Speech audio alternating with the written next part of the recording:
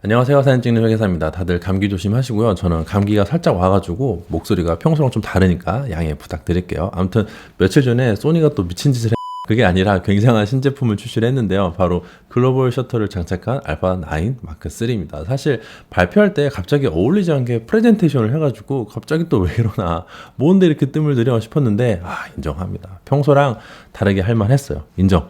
게다가 알파9 마크3 앞서가지고 발표했던 300mm f2.8 렌즈 같은 경우에는 무게가 겨우 1.4kg 밖에 되지 않아서 얼마 전에 캐논에서 출시한 300mm f2.8의 2.4kg을 그냥 뭐 절반 수준으로 압살해버리는 무시무시한 녀석인데 사람들이 지금 그 렌즈 이야기는 아무도 안 해요. 왜냐하면 알파9 마크3의 글로벌 셔터가 탑재되었기 때문이죠. 저는 굉장히 셔터에 집착을 하는 사람인데 제가 유튜브에도 기계식 셔터, 전자선막, 전자식 셔터 관련된 영상도 굉장히 자세하게 만들어서 올렸고 포커 플레인 셔터 구동 방식에 대해서도 정말 말도 안 되는 시간을 투자해서 영상을 제작했었거든요. 왜냐면은 저는 지금 존재하는 이러한 카메라들을 제대로 이해하고 구동하기 위해서는 셔터의 구동 방식을 이해를 해야 된다고 생각을 하기 때문이에요. 하지만 글로벌 셔터가 출시가 되면은 제가 만든 영상들은 아무런 쓸모가 없어집니다. 사용자가 조명을 쓰든 말든 셔터의 구동 방식에 대해서 이해할 필요가 1도 없어져요. 누가 댓글로 글로벌 셔터가 기계식 셔터보다 모든 면에서 우월한 방식입니까? 라고 여쭤보셨는데 네, 맞습니다. 제가 아직 보지도 않은 알파9 마크3라는 제품이 더 우월하다는 게 아니라 셔터 방식만 따로 놓고 봐서 다른 모든 조건이 동일하다면 글로벌 셔터는 모든 면에서 기계식 셔터보다 더 우월합니다. 일단 기계식 셔터는 리프 셔터 등 다양한 셔터가 존재하지만 다 무시하고요. 포커 플레인 셔터가 대세 오브 대세이니까 포커 플레인 셔터만 놓고 얘기를 해보자면은 이 고속 셔터를 구현하는데 여러 가지 어려움이 존재해요. 첫 번째가 동조 속도보다 셔터 스피드가 더 빠를 경우 선막과 후막이 셔터막을 같이 지나가게 되는데 셔터 스피드가 빠르면 빠를수록 그 사이 틈새가 좁아지게 됩니다. 근데 이게 너무 빨라지면 그 사이 틈새가 너무 좁아지게 되는데요. 이제 이러면은 기술적으로 이걸 안정적으로 구현하기가 너무 어렵게 되고요. 기술적으로 구현하더라도 내구성에 문제가 생길 수밖에 없고요. 그것까지 다 해결하더라도 절대 해결할 수 없는 문제가 바로 회절이에요. 회절의 정의가 뭐죠? 파동이 장애물이나 좁은 틈새를 통과할 때 왜곡되는 현상입니다. 사진에서 중요한 거는 이제 싱글 슬롯에 의한 빛의 회절인데 이때 선막과 후막의 사이가 충분한 거리가 있는 경우에는 회절이 일어나지 않게 되는데 하지만 지나치게 가까워져서 매우 좁은 틈이 되면 그때는 회절이 발생해요. 그러면은 화질이 저하됩니다. 셔터 스피드를 빠르게 올리고자 했을 뿐인데 화질이 무너지는 거예요. 이거는 렌즈를 통과한 다음에 찰상면 바로 앞에서 일어나는 일이라서 아무리 선회도가 뛰어난 렌즈를 사용한다고 할지라도 소용이 없습니다. 그래서 기계식 셔터는 8000분의 1초의 벽을 잘 넘지 못했던 거예요. 게다가 기계식 셔터가 상대적으로 플리커에 강하다고 하더라도 젤로 현상에 강하다고 하더라도 그건 어디까지나 전자식 셔터에 비해 상대적으로 강하다는 거지 기계식 셔터도 끼케야 동조 속도 즉 선막과 후막이 이동하는 스피드가 250분의 1초를 넘기가 어렵습니다. 지금도 200분의 1초짜리 널리고 널렸습니다. 상당히 느린 편이에요.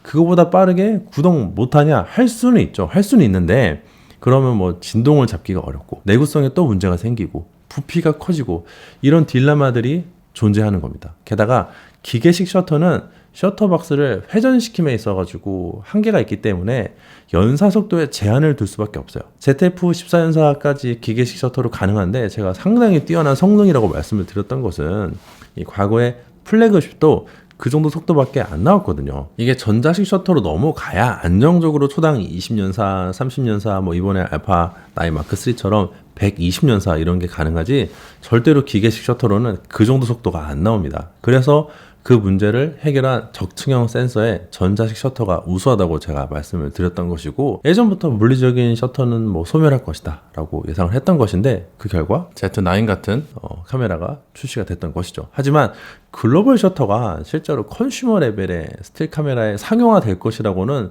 생각도 못했어요.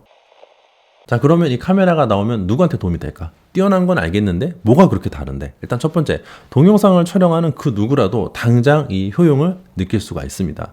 인천에 있는 파라다이스 시티라는 호텔이 있는데 혹시 아시나요? 제가 예전에 여기 갔어가지고 이 카페에서 알파7 마크4로 브이로그 촬영을 한 적이 있는데 초반에 이 카페 들어가서 촬영한 영상은 버릴 수밖에 없었거든요. 보시면은 이 뒤로 조명들이 엄청나게 울렁거리는 걸 알 수가 있는데 이게 셔터 스피드가 그때 30분의 1초로 촬영한 거예요. 더 이상 느리게 촬영할 수 없었는데도 이거 조명이 아주 저품질의 악랄한 간접 조명이라 어떻게 할 수가 없었고요. 파라다이스 시티가 조명에 돈을 안 썼나 하고 실망한 순간이기도 했습니다. 근데 이건 농담이고 호텔뿐만 아니라 여러분들 가는 대부분의 환경, 저녁에 뭐 가는 술집, 카페, 심지어 비행기까지도 모두 이런 플리커에서 자유롭지 못합니다. 동영상 찍다 보면 정말 깜짝깜짝 놀라요. 그러나 글로벌 셔터를 활용하면 이런 실내 공간에서 플리커가 완벽하게 소멸하기 때문에 특히나 사진과 동영상에 관심이 적은 일반인적인 사람들이나 초보자분들, 뭐 기계에 대한 이해도가 떨어지는 분들일수록 그 효용을 더 크게 느낄 수 있을 것 같아요. 이제 뭐 게시판에서 이거 고장난 것 같아요. 카메라가 사진이 이상하게 찍혀요. 이런 질문글 올라오지 않을 수 있겠죠. 일반인은 상상도 못하는 가격에 고가의 시네마캠에서는 일부 글로벌 셔터가 이미 채용이 된 상태인데요. 사실 그것도 뭐 이것저것 문제가 많고 화소도 4K 수준이니까 한 830만 화소 수준인데다가 완벽한 상태에서 즉 뭐 조명이고 뭐고 다 세팅이 되고 전문가들이 막 여러 명 들러붙어가지고 동영상 촬영이 되는 현장에서나 가능했던 것이고 그게 아니라 일반적인 환경이라면은 그냥 대부분 엄청 조그만 CCTV 혹은 뭐 고속 촬영을 해야 되는 연구실 장비에만 들어가는 기술이었는데 이제는 일반인들도 누릴 수 있게 된 것이잖아요. 따라서 동영상을 촬영하는 그 누구라도 오히려 초보자이면 초보자일수록 더욱 그 망할 놈의 플리커 때문에 화면이 울렁거리는 것에서 완벽하게 해방이 됩니다. 전통적으로 알파9 시리즈는 S로고도 넣어주지 않아서 동영상 기능을 좀 버리고 가는 측면이 있었는데 한순간에 소니의 모든 카메라 중에서 가장 동영상을 촬영하기 적합한 카메라가 되어버렸어요. 또 플리커 현상이 전혀 없으니까 웨딩 스냅, 웨딩 영상 하시는 분들에게는 이건 진짜 필수품이 될 겁니다. 웨딩 하는 사람들이 얼마나 이 플리커 때문에 고생하는지 여기서 일해보지 않은 사람은 모르는데요. 파라다이스 시티 호텔도 조명에 신경을 안 쓰는데 일반 웨딩홀이라고 뭐 다르겠어요. 플리커 프리 조명으로 세팅해 놓은 웨딩홀은 진짜 극소수고요. 저는 뭐 거의 본 적이 없는 것 같아요. 요즘에는 또 많이 줄어드는 추세이긴 한데 다행이긴 한데 그 단상에 LED 패널이 있으면 진짜 다 부셔버리고 싶거든요. 근데 업체에 따라서는 이 스냅 업체에 따라서는 신랑 입장하는데 셔터 스피드를 가급적이면은 뭐 120분의 1초 이상 찍지 말아달라고 주문하는 곳도 있어요. 좀 극단적인 경우이긴 한데 왜냐면 이제 연사를 하다 보면은 아무리 이제 신랑이 걸어오고 있는 움직이는 상황이라고 할지라도 흔들리지 않는 사진이 한 장 나오기도 하고 뭐 조금 흔들린 거는 모션블러 조금 있는 거는 리사이즈 하거나 앨범에 들어갈 때는 고객들이 이제 눈치를 못 채는데 고객들은 이제 일반적인 사람들이니까 사진에 크게 관심이 없고 약간 흔들린 정도는 잘 모를 수 있거든요. 근데 이놈의 플리커 때문에 사진이 울렁울렁하게 찍히면은 티가 확 나기도 하고요.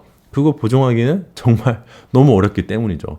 게다가 제가 요즘에 웨딩 영상을 찍고 있는데 조리개가 밝은 단렌즈를 쓰다 보면은 감도를 100으로 설정해 놓고 혹은 뭐 Z9으로 64로 설정을 해도 노출 오버가 뜨는 경우가 종종 있어요. 그래서 셔터 스피드를 올리면 당연히 이제 플리커가 뜨니까 어쩔 수 없이 이제 조리개를 조여버리는 경우가 꽤 많았거든요. 물론 ND 필터를 쓰면 되긴 하는데 귀찮아서 그 와중에 어떻게 그러고 있냐고요. 근데 이제 전혀 그거를 신경 쓸 필요가 없습니다. 웨딩하는 사람들 입장에서는 이건 거의 혁명입니다. 혁명. 그리고 플리커만 문제가 있는 게 아니라 화면이 빠르게 움직일 때 화면이 휘어지는 롤링 셔터 현상도 제거되는데요. 이거 실제로 밖에서 브이로그 찍을 때 어떻게 구현될지 너무너무 궁금합니다. 롤링 셔터 현상이 1도 없는 동영상은 어떤 느낌일지 진짜 너무 궁금한데요. 또 이거는 동영상뿐만 아니라 사진에서도 사실 많이 느낄 수가 있는데 빠르게 움직이는 기차에서 창밖을 사진을 찍으면은 뭐 지나가는 전봇대 같은 게 휘어져서 찍히는 걸 알 수 있는데요. 말씀드렸다시피 이 포컬 플레인 기계식 셔터의 동조 속도가 이 선막과 후막이 움직이는 속도가 고작 250분의 1초 수준이기 때문이에요. 그러다 보니까 진짜 빠르게 움직이는 물체는 기계식 셔터로 촬영을 하더라도 어느 정도 왜곡이 될 수밖에 없어요. 따라서 이거는 거의 모든 분야의 촬영자에게 도움이 될 것이라고 생각을 합니다. 그리고 스포츠 촬영, 특히 뭐 골프나 야구 혹은 축구 같은 거 촬영하시는 분들이나 조류 촬영하시는 분들에게는 정말 이 카메라가 큰 각광을 받을 것 같은데요. 아마 궁극의 영역에 돌입한 소니의 AF가 결합이 되면서 거의 끝장이 날 것 같습니다. 특히 이런 분들은 대부분 조리개 값이 좀 어두운 망원 렌즈를 사용하시다 보니까 어차피 고감도 촬영을 주로 하시거든요. 뭐 줌렌즈 좀 말할 것도 없고 1600만 원이 넘는 소니의 600mm f4도 이게 조리개가 겨우 f4예요. 그런데 보통 여기다가 텔레컴포터를 끼니까 f5.6이나 뭐 그 이상으로 촬영하는 경우도 많은데, 이 상황에서 모션 블러를 방지하기 위해 셔터 스피드는 뭐 500분의 1초, 1000분의 1초 이상 빠르게 가져가야 하는 경우도 많으니까 대부분 뭐 그렇죠. 뭐 그러다 보면 어차피 감도를 올려서 촬영을 해야 되니까 이 카메라의 베이스 감도가 100이 아니라 250으로 더 높은 것도 문제가 거의 없을 거라고 생각이 됩니다. 아마도 알파 9 마크 3는 이렇게 스포츠 촬영하시는 분들에게 가장 포인트를 주고 카메라를 개발하지 않았을까 하는데, 알파 9 마크 3 오피셜 광고 영상에서 마라톤 하는 사람이 이렇게 물을 붓는 장면이 있잖아요. 이게 사실 물방울이 저렇게 정지된 듯한 사진을 찍기가 꽤 어렵습니다. 우리가 보통 보는 물방울 관련된 사진들, 뭐 우유가 퐁당 빠진다든지 이런 거는 대부분 조명으로 문제를 해결하거든요. 하지만 알파 9 마크 3는 8만 분의 1초까지 촬영이 되니까 감도는 좀 올라가겠지만은 조명 없이도 이런 사진을 촬영할 수가 있는 것이죠. 이거는 스포츠 촬영하시는 분들, 조류 촬영하시는 분들에게는 진짜 신세계를 열어줄 거라고 봅니다. 그리고 알파 9 마크 3는 스튜디오에서 조명을 활용해서 전문적인 상업 촬영을 하는 작가분들에게도 큰 도움이 될 것 같은데, 당연하게도 조명을 활용함에 있어가지고 제가 생각하기도 어려울 정도로 다양한 시도를 할 수 있게 될 것 같아요. 일단 뭐 고속 셔터에서 발광량 저하가 없는 것만 해도 상당한데, 그 전까지 듀레이션 타임으로만 해결하던 일을 셔터 스피드도 함께 활용할 수 있으니까 다양한 시도가 가능하겠고, 지금은 존재하지 않는 창의적인 촬영법도 새로 개발될 것 같아요. 이게 고속 동조만 달라지는 게 아니라 선막 동조, 뭐 후막 동조라는 개념도 같이 사라지는 것이거든요. 글로벌 셔터는 선막도 후막도 없으니까요. 아예 새로운 개념이 발생하는 것입니다. 그리고 그렇게 실내에서 무선 동조로 촬영하는 프로 작가분일수록 이 죄악시하는 온슈로 촬영하는 일반인 분들도 큰 도움을 받을 수 있을 것 같아요.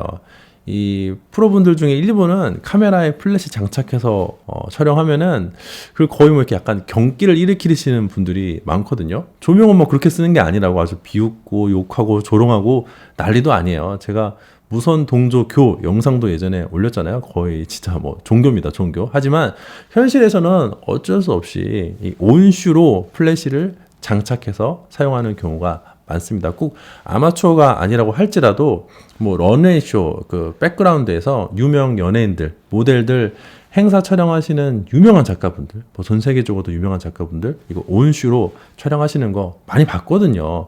그게 의미가 아예 없는 게 아니에요.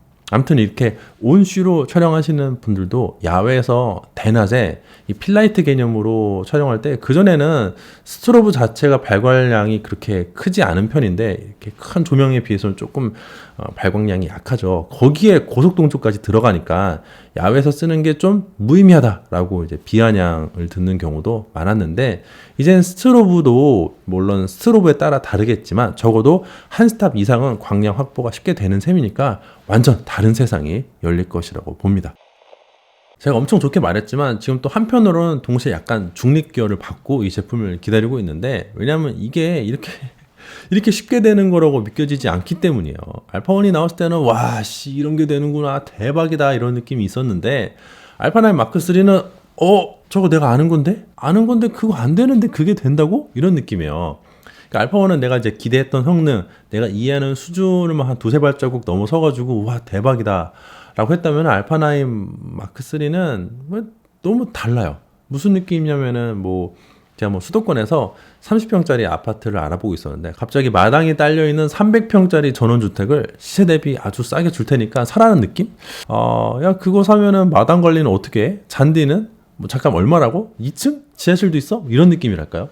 게다가 셔터의 성능이 상상도 못할 신세계라는 걸 알겠지만 과연 센서 그 자체의 성능이 어떨까? 그것도 많이 궁금합니다. 적층형 센서 같은 경우에는 어쩔 수 없이 약간의 화질 저하가 있었거든요. 하지만 제가 실제로 활용해 봤을 때 뭐 그 정도 화질 저하는 괜찮다, 적층형 센서가 주는 장점이 너무 크기 때문에 살짝 그 보정 가능도 떨어지는 거는 괜찮다라고 생각을 했는데, 근데 이거를 이제 적층형 센서를 완전히 그냥 넘어서는 느낌이라서 잠깐만 이거 그러면 센서는 어떻게 되는 건데 싶어요. 그게 관건일 것 같습니다. 뭐 저희 카톡방에서 같이 활동하고 계시는 다른 작가분들 말을 좀 빌리자면은 이게 필름에서 디지털로 넘어왔을 때 정도의 충격이 있다고 생각을 하시더라고요. 근데 저도 비슷할 것 같아요. 하지만 저는 소니를 믿고요.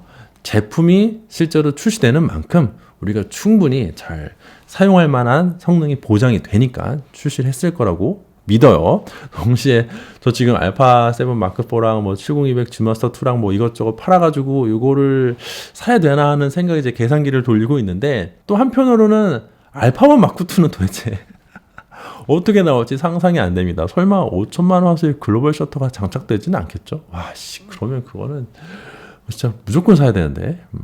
아무튼 마지막으로 이래서 제가 화소에 집착하지 말자는 거예요. 이런 놀라운 기술이 펼쳐지고 우리가 획기적인 혁신을 즐기기 위해서는 화소는 좀 뒤로 미뤄야 된다고 봅니다. 뭐 영원히 화소를 늘리지 말자 이건 아니고요. 나중에도 된다고요.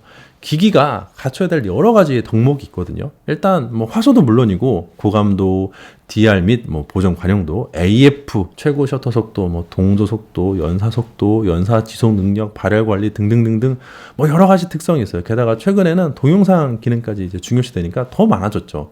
이것들이 근데 각자 다 독립적인 것들이 아니고요. 서로 맞물려 있어가지고 딜레마가 존재하는 경우가 많아요. 뭐 하나 좋게 만들면 다른 게 떨어지고. 근데 여기서 화소만 냅다 올리고 있으면은 나머지 영역에서 손해를 볼 수밖에 없거든요. 근데 화소가 증가하는 게 어느 정도 정체되고 있으니까 최근 그렇죠. 그러다 보니까 이제 막 AF도 AA가 접목이 되고 컨슈머 기기에도 4K 120p 뭐 4들도 10비트 이런 거 막 들어오고요. 게다가 이제는 글로벌 셔터까지 들어왔잖아요. 저는 글로벌 셔터가 안정화되면 그 다음은 뭐 여러 가지가 있을 수 있겠지만은 DR이라고 봅니다. 아직 이 카메라는 우리가 눈으로 보는 거에 비해 너무 DR이 좁고 리니어해요. 뇌는 상황에 맞게 DR을 다르게 인식하고 넓게 인식할 때는 카메라에 비해 압도적으로 이걸 넓게 인식하거든요. 카메라 화소는 사람이 눈으로 보는 것보다 더 자세하게 볼 수 있을 정도로 발달하고 있는데 이놈의 DR은 그렇게 큰 발전이 없어요.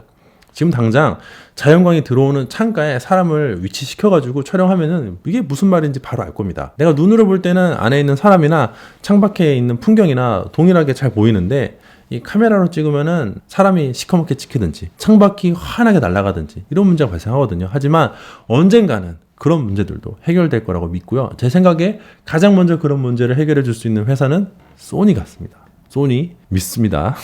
아무튼 알파9 마크3 너무 기대되네요. 그리고 너무너무 궁금해요. 이상으로 영상 마치도록 하고요. 사실 좀 간단하게 하려고 했는데 또 너무 길어진 것 같습니다. 목소리 좋지 않았던 점은 사과드리고요. 여러분들 저처럼 감기 걸리지 말고 항상 건강 조심하시고 행복하시길 바랍니다. 감사합니다.